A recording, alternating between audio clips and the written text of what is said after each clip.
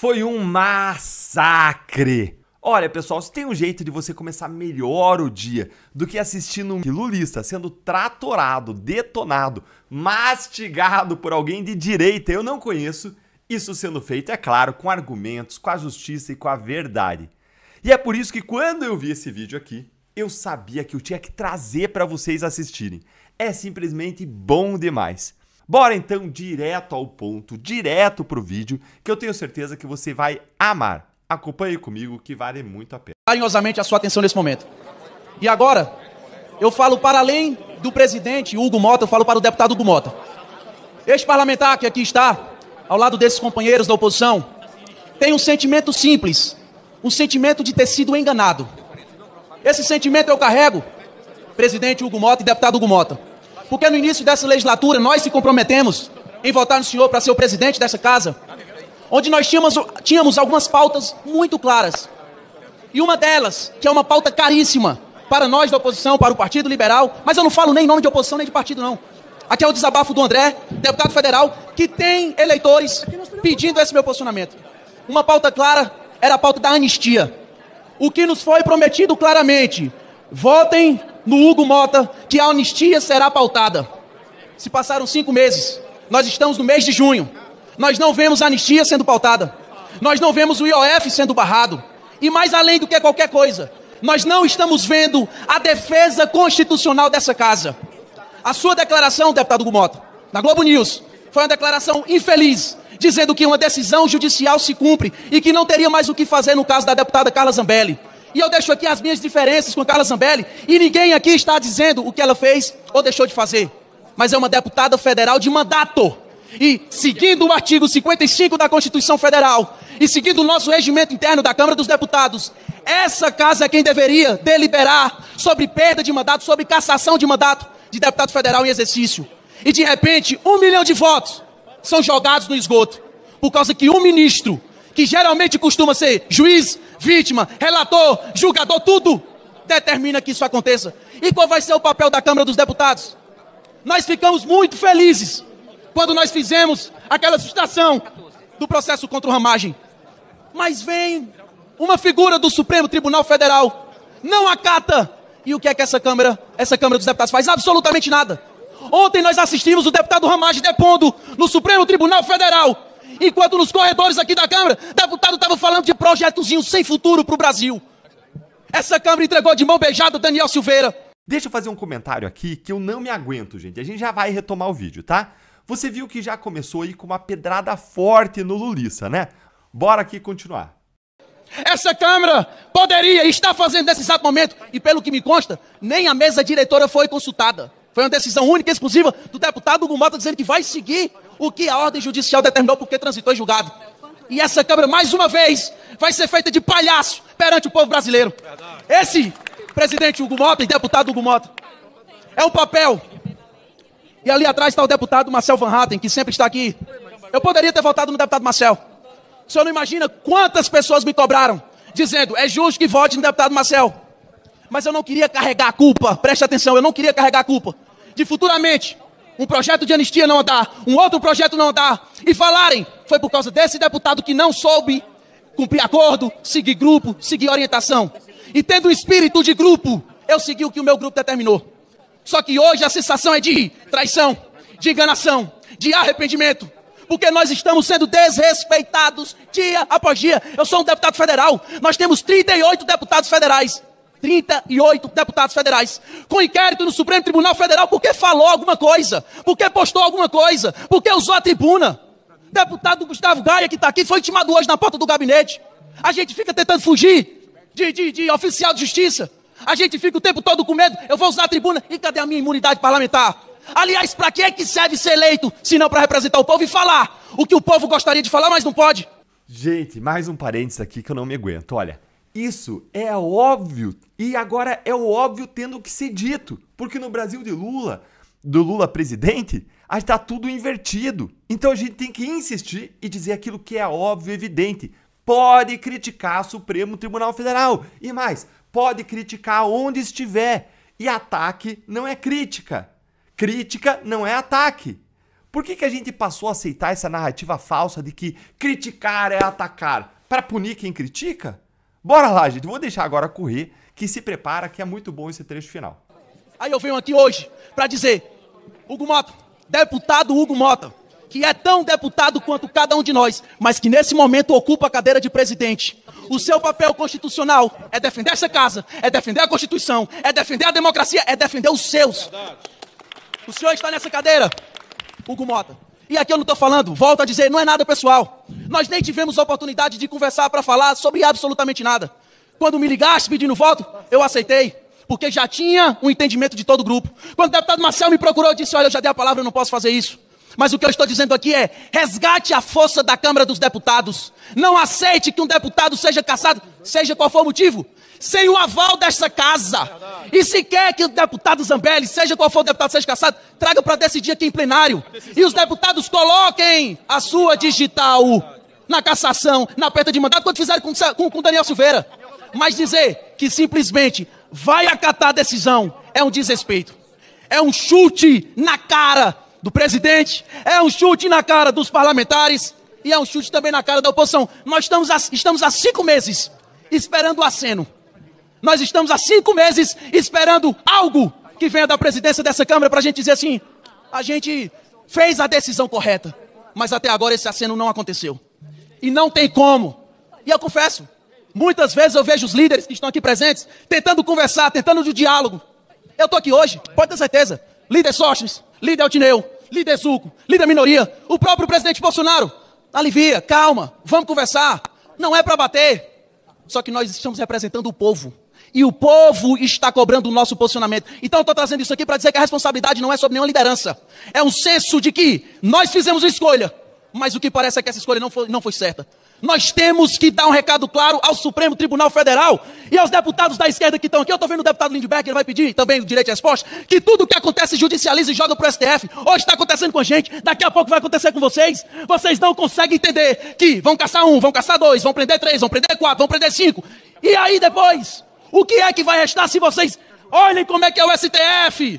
Um ministro só tomando de conta do país. Por que os outros não vão lá peitar ele? Porque tem um senso de corporativismo, porque tem um senso de grupo, porque ele se defende. Aliás, isso é a democracia e a independência. Mas de repente a gente vê a democracia do qual? Juiz, caça, prende, determina. A gente vai, susto uma ação, ele vai, derrubação. A gente passa aqui um custo de bilhões anual aos cofres públicos. Aprovamos projetos, com uma canetada derruba o projeto, nos fazendo inteiramente de palhaços. Senhor presidente Hugo Mota. Então eu deixo aqui o meu desabafo, eu tenho certeza que a partir de agora eu vou ter um alvo aqui na minha testa do tamanho do mundo. Tudo bem, eu sou o primeiro. Mas daqui a pouco vai aparecer outro e vai falar a mesma coisa. Daqui a pouco vai ter outro e vai falar a mesma coisa. E eu não quero que chegue no ponto do senhor não conseguir sair às ruas. Igual outros cidadãos não conseguem sair às ruas porque o povo cobra, porque o povo intimida, porque o povo tem legitimidade para o fazer. E hoje eu estou aqui como representante do deputado federal mais votado do estado do Ceará, representando o meu Nordeste, que é terra de cabra macho, não é terra de cabra frouxo que tem medo, principalmente medo de juiz do Supremo Tribunal Federal, representando o meu Nordeste e o meu Brasil. Vamos dizer não à ditadura da toga e à nossa Constituição Federal, sim. Presidente. Gente, que tratorada. Alguém aí anotou a placa? Alguém anotou aí o trator que passou em cima desse representante do Clube da Impunidade? Acompanhe comigo que vale muito a pena. De ordem, presidente. Eu vou dar a palavra ao deputado Altineu. Mas como eu fui citado, o deputado André Fernandes está aqui presente, fez um discurso muito mais voltado a mim. Primeiro, André, eu quero lhe dizer que eu tenho um respeito muito grande pela sua história, pela sua votação. Tenho um respeito muito grande pela oposição desta casa. Pude contar com o apoio de muitos, não de todos da oposição, mas de muitos eu pude contar e tenho procurado me relacionar muito bem com todos eles. Presidir esta casa é ter equilíbrio. Talvez, se eu estivesse agindo como Vossa Excelência sugere, nós não tivéssemos aqui, talvez mais nem o parlamento, porque a gente já tinha transformado isso aqui num ringue, numa guerra, e não é isso verdadeiramente que o Brasil quer.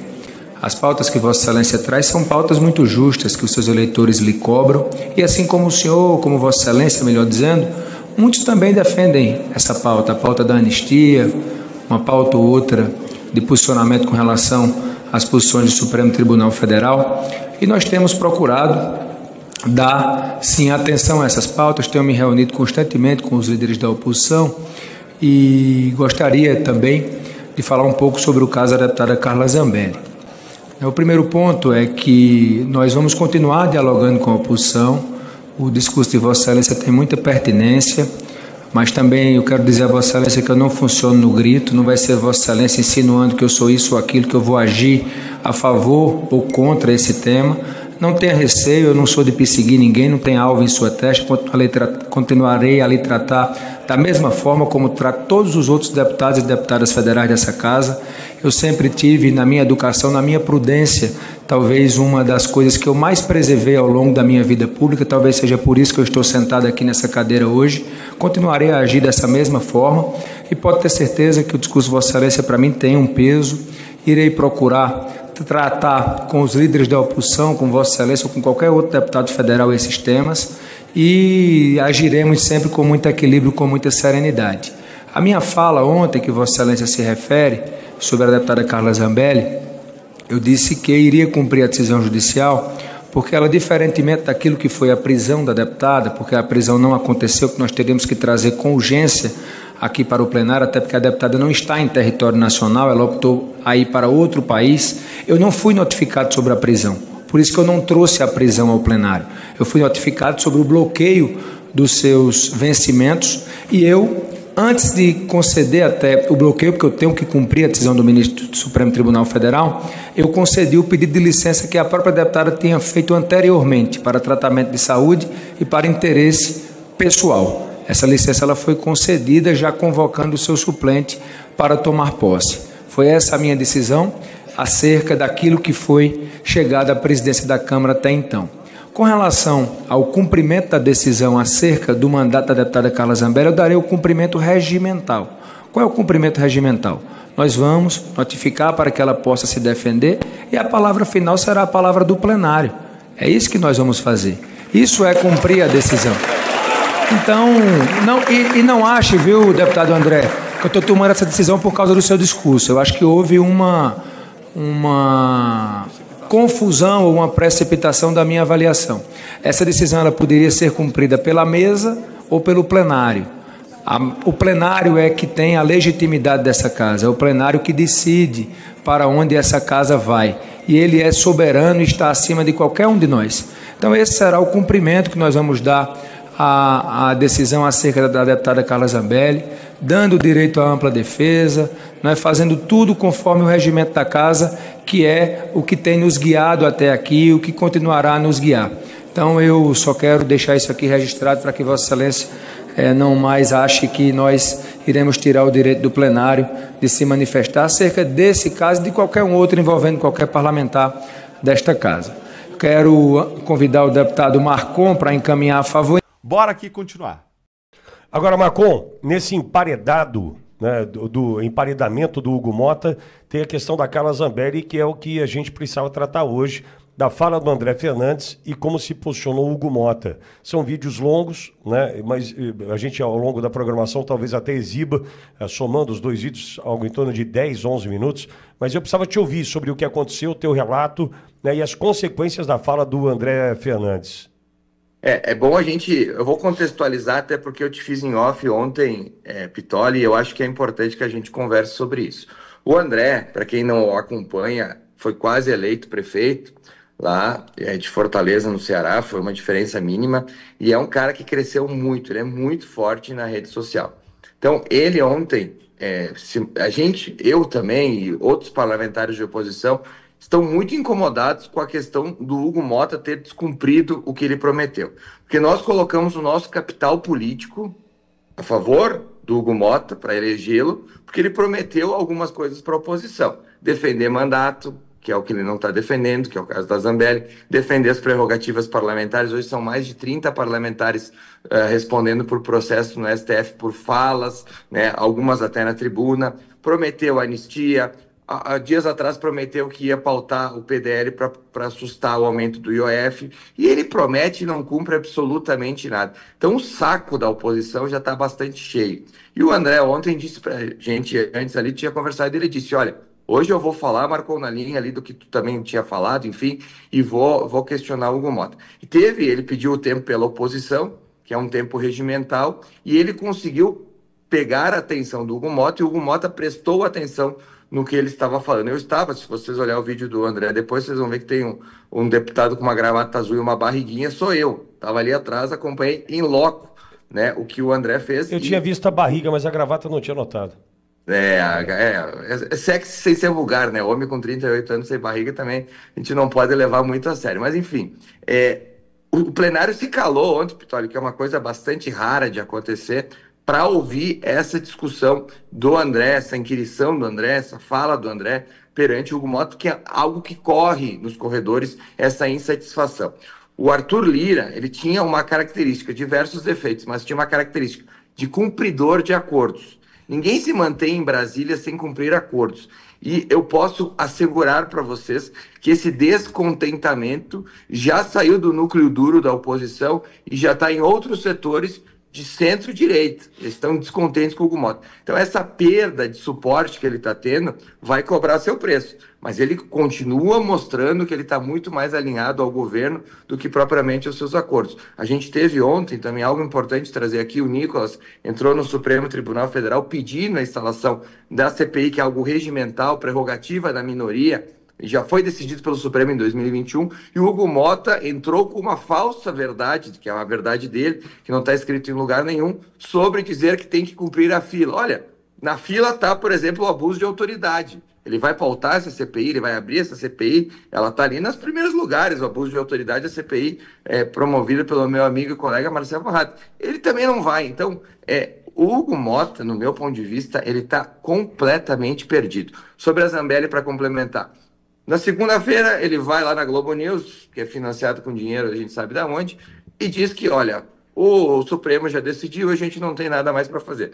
E aí depois eu acho que, pela pressão do que está escrito na Constituição, que ele tem que pautar, não é uma escolha dele. Ele não pode dizer não, está escrito na Constituição. Ele é presidente da Câmara dos Deputados e ele precisa cumprir a Constituição. E na Constituição está muito claro que parlamentar, para ser preso ou ser cassado, tem que passar pelo plenário da casa. E ontem, depois dessa inquirição do André, a gente teve, então, essa resposta imediata do Hugo Mota, que fez questão de dizer na sua resposta que ele não estava ali mudando de opinião pela pressão do André. Ou seja, ao dizer isso, obviamente, ele está dizendo que está mudando por causa da pressão. Quem entende política sabe do que eu estou falando. Então é um cara bastante perdido, um cara que tem decepcionado muito. E assim, nesse ritmo que ele vai, olha, logo ele não tem mais apreço nem do centro e talvez vai ficar só com a extrema esquerda, com o PSOL ali, que ele faz o que eles querem. Porque de resto ele perdeu completamente sua credibilidade. Fala, Olavo. Marcon, o Flávio Dino faz aí uma cobrança em relação às emendas e tem uma reação também negativa do Mota. Qual a sua leitura? Olha, a gente precisa explicar para as pessoas como é esse BO das emendas. 80% dos parlamentares na casa se reelegem por causa de emendas. Sustentam suas máquinas eleitorais por causa de emendas. Se você colocar no Google aí, você vai ver dezenas, centenas, se não milhares de problemas com emendas, falando de desvio, de má aplicação do recurso, por aí vai. Eu, como um parlamentar ideológico, seria totalmente favorável que ninguém tivesse emenda, porque seria muito mais fácil para mim me eleger. Então, para mim, emenda, ela nada mais é do que tu indiretamente comprar um voto, né? Porque, por exemplo, tem aí tabela as pessoas entenderem só para contextualizar, tá, doutor Olavo? Tem tabela do SUS que está aí congelada desde os anos 90 para que o parlamentar possa pegar o dinheiro que deveria ir direto para o hospital e vai lá no hospital e entregue a emenda e diga que ele é o salvador da saúde na cidade e isso reverta em votos. Então, quando o próprio Flávio Dino ataca as emendas deste centro, que é a grande maioria no Congresso, que se reelege por causa de emendas, ele está atacando também o status quo, que levou o Hugo Mota a ser presidente. Que quem levou a ser o presidente o Hugo Mota é o Centrão. E se ele tirar as emendas ou dificultar agora em pré-ano eleitoral, ele vai dificultar também a reeleição destes parlamentares. Então, quando todo mundo sabe que o Dino é um ministro do Executivo no Supremo Tribunal Federal, ele cumpre ordens do Executivo. Qual que é a grande ideia do Executivo? O Executivo quer pegar parte dessas emendas e colocar para que ele faça essas entregas, porque hoje o Executivo está basicamente engessado. Os parlamentares não vão aceitar isso. Então, neste cabo de guerra, cada vez o governo se enfraquece mais para outras matérias. Fazendo um parênteses aqui sobre a MP que o governo vai mandar, o Fernando Haddad vai mandar acerca de aumento de impostos, o 25º aumento de impostos, né, em 25, 26 meses de governo, aí um pouco mais, um pouco menos. Ele não vai aprovar, não tem voto. Até por isso ele ainda não entregou essa medida provisória, porque não tem voto, essa é a realidade. Então, o governo está muito enfraquecido, essa questão do Dino enfraqueceu muito mais, o Hugo Mota fraco, sem cumprir acordo, também enfraquece. Então, assim, é um fim de governo Lula, com uma desaprovação de 60%, o centro querendo pular do barco. É um caos o que a gente está vivendo. Sinceramente, os próximos meses prometem muita pauta aqui para o teu programa, Piton.